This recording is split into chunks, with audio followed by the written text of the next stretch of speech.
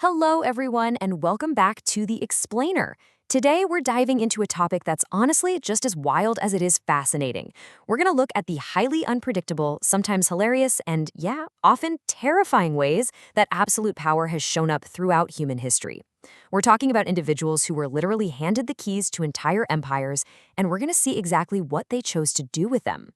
And that really brings us to this central, super captivating question. What actually happens when absolute power falls into the wrong hands? Or maybe more specifically, what happens when supreme authority is completely unearned? Because, when you hand a limitless control to someone who just hasn't developed the maturity or the discipline to handle it, history doesn't just get dangerous, it gets deeply, deeply weird. Section 1. The reality of absolute power. Okay, let's peel back the majestic curtains of history for a second and look at what actually went down when mere teenagers were suddenly treated like living gods. Take 16-year-old King Christian of Denmark. Now, you might imagine a teenage king leading cavalry charges or, studying philosophy, right? Well, not exactly. According to his own advisors, the young boy totally ignored the kingdom. Instead of ruling his people or navigating foreign policy, the young king spent the vast majority of his days locked away, obsessively indulging his personal physical urges. Basically, just beating his meat instead of ruling his kingdom. Now, what's really interesting here is the historical artifact that actually came out of all of this behavior. His chief physician was so alarmed, and frankly, probably just completely baffled by the king's obsessive behavior, that he literally wrote an entire medical book about it. The title? Masturbatic Insanity. Seriously, just imagine being a powerful monarch, and your enduring legacy in the medical community is a literal textbook written specifically to diagnose your extreme personal habits. Unbelievable. But, King Christian was actually relatively harmless to others, compared to our next subject. Let's speed things up and travel over to Rome to meet 14-year-old Emperor Elagabalus. If you thought a 16-year-old king was unequipped to rule, imagine handing the most powerful empire on the planet to a 14-year-old. Elagabalus had the absolute most bizarre and terrifying ways of having fun. For this kid, the empire was quite literally his playground. And his party tricks? Absolute nightmares. Get this, he once hosted a grand feast for his guests, and for entertainment, he just let live lions and leopards free, right in the middle of the banquet. No, really.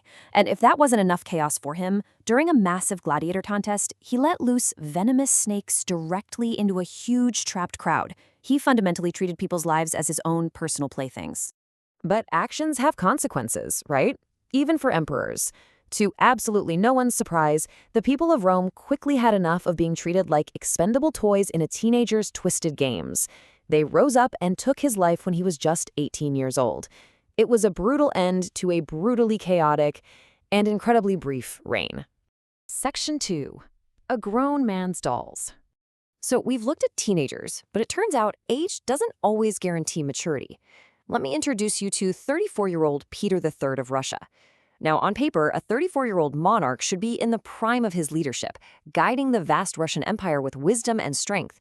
Yet, he was perhaps the most childish of them all. This fully grown man, the leader of a global superpower, was entirely, obsessively addicted to dolls. Yes, children's dolls. Let's see how this builds, because the sequence of events that followed is almost hard to believe.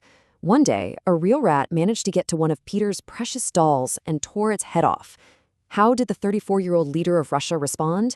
Well, step 1, he ordered a full, formal military parade to honor the fallen doll. Step 2, he actually captured the rat and held a completely serious, formal military court-martial for the animal. And step 3, he officially punished the rat to death for its crimes against the toy.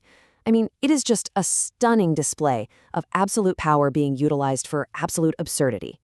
Section 3. Napoleon the Unyielding. Okay, let's take a breath and shift gears entirely here. This next part brilliantly illustrates the core contrast of our explainer today. On one side, we have unearned power, the childish, reckless fools we just talked about, obsessed with literal toys and playing bizarre, dangerous games with human lives. But then we have commanded power. This is authoritative, it's uncompromising, it's actively seizing control. This is that ultimate thug life approach to rule, perfectly embodied by Napoleon Bonaparte. To really understand Napoleon's commanded power, we have to look at how he handled the most powerful institution of his day, the Catholic Church. At the time of his rise, the church held immense influence over Europe. Traditionally, as a symbol of ultimate authority, the Pope himself used to crown monarchs all over the continent. But Napoleon? He wasn't about to let anyone grant him power. When the Pope prepared to crown him, Napoleon literally snatched the crown right out of the Pope's hands and crowned himself. He didn't wait for permission. He just took it. And his mindset is perfectly captured in this incredible quote. During a grand debate, while Napoleon was literally busy fighting a war, several politicians started attacking him over his policies. Napoleon fired back with this completely authoritative shutdown. He said, "Is this the time for petty politics? All authority is in the throne. And what is the throne? This wooden frame covered with velvet? No, I am the throne." He completely dismantled the idea that power came from an object or a room. He made it crystal clear that the power was entirely within him. Section 4. One Emperor Against an Army. This deep-seated belief in his own authority sets the stage for what has to be Napoleon's most audacious moment ever. This happens upon his dramatic return to France in 1815. 1,000. That is the exact number of heavily armed soldiers that King Louis XVI sent out specifically to intercept and stop Napoleon. It was a massive, overwhelming force designed to end his march immediately. So the crucial point is how Napoleon reacted to this impossible situation. He didn't order a vanguard to attack. He didn't hide behind a diplomatic envoy. No. Napoleon approached those 1,000 aimed muskets completely alone. He walked right up to the front line, didn't draw a single weapon, and simply ripped open his coat, exposing his chest to the firing squad. And then, staring down an entire army, he delivered these legendary words. "Soldiers, if there is one among you who wants to kill his general, his emperor, here I am." It is a moment of pure, absolute fearlessness. He weaponized his own sheer audacity, basically challenging 1,000 men to strike down the very concept of the emperor standing right in front of them. And the result of this incredible standoff, not one single soldier dared to raise their gun. Nobody fired a shot. In an instant, the sheer gravity of his commanded power washed over the troops, and every single person in that intercepting army immediately switched their allegiance to Napoleon right then and there. It's just a crazy testament to the intoxicating pull of absolute confidence. Section 5. How History Remembers Power and Authority. So we've traced the incredible extremes of human authority in this explainer today, from the deeply unearned, chaotic absurdity of teenagers and doll-obsessed adults, to the breathtaking, commanded audacity of a man who could literally conquer an army with a single sentence. So I want to leave you with this final thought to ponder.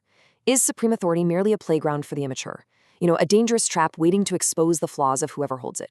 Or is it a finely tuned weapon waiting to be wielded by the audacious few who have the sheer will to command it? History provides evidence for both, and it completely depends on whose hands are holding the crown. Thank you so much for joining me on this journey today.